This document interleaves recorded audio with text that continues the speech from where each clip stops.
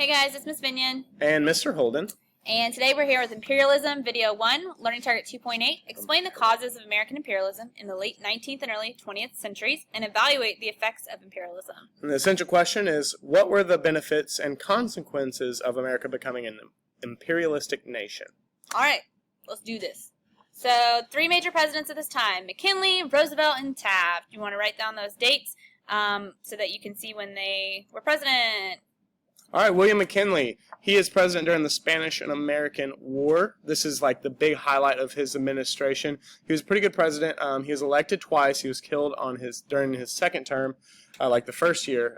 But of course, he led us to victory in the war, and he raised protective tariffs to promote American industry. And he also maintained the gold standard. We talked about that in earlier 2 or 3 class days ago. And he expanded the U.S. strongholds in the world. And this kind of leads up into imperialism. And some words in there you might not have known. Protective tariffs. Tariffs are going to be taxes on imports and exports. And then also the strongholds are like basically where America is involved in the world.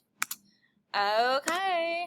Teddy Roosevelt, before he was president, Teddy Roosevelt was Assistant Secretary of the Navy and a military officer during the Spanish-American War, which we discussed last class when we talked about the Rough Riders. The Rough Riders. All right, so this is a map that shows you everywhere America's involved, and you can see we're heavily involved in the Gulf of Mexico over here, down into South and Central America, and then also in the Pacific. All right, here's the definition of imperialism. The policy in which stronger nations extend their economic, political, or military control over weaker territories. So I want you to write that definition down, and then write your own definition of imperialism as well. So yeah, make your own definition. All right, so these are like 3 reasons for the spread of American imperialism. Of course, imperialism is something that's been taking place all throughout the world by several other countries, especially countries like Britain and France. So this is not a new idea that America came up with. It's just something that they're kind of, all the cool kids are doing it, so they're going to do it too. And so we kind of see that through this. So number 1 is competition for raw materials and markets. So they wanted to bolster the economy and, get more in commerce with and be more active in that and to make the America grow. And so that was one reason. And then also political and military competition based on the new need for a powerful navy. It was very important to have a strong military, and this is a very big belief by Teddy Roosevelt, obviously with his imperialistic vision. And then also the belief in racial superiority and mission to spread Christianity and civilization to the world. So it wasn't necessarily that they were forcing it. It was kind of forcing it, but they were like saying that Christianity was the basis of how they should lead the country. And so that's why they felt like if a country didn't believe in Christianity, then they weren't fit for leading themselves. And so that's why America went to lead over them or be superior over them. Okay, so there's a lot of people who are against imperialism. Not everyone agreed. Some thought it was morally wrong and that it cost too much money, especially during a time during the Progressive Era when they were trying to make reforms. So famous anti-imperialists, Andrew Carnegie, Jane Addams, and William Jennings Bryan, who was also against the gold standard, if you'll remember. So America starts expanding. We have Alaska. We call it Seward's Folly. And this is where America went and bought Alaska. So the U.S. bought it from Russia for $7.2 million, which is only 2 cents an acre, which is crazy cheap for today. A lot of people thought that this was a dumb move because it's a frozen wasteland, but it's going to prove to be really good for America later, especially because you can see here it's kind of a buffer between Russia. And then they called him silly and stupid, and even Thomas Nast drew a cartoon of him. But later on, they're going to be thankful for it. All right, so this is one of America's imperialistic expansions was Hawaii.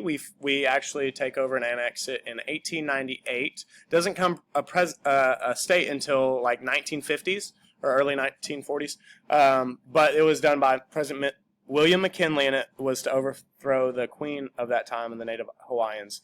And this kind of helped to access like a pathway to the China and to the east, which is like Asia. And so you'll see like in the picture earlier with all the islands that we were taking over, that was kind of a way for us to gain access to the eastern world.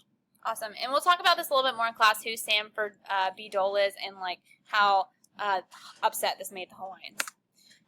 Okay, that leads us into Spanish-American War, 1898. Cuba is fighting Spain for independence, so America's like, hey, Cuba's close to us, so let's get involved.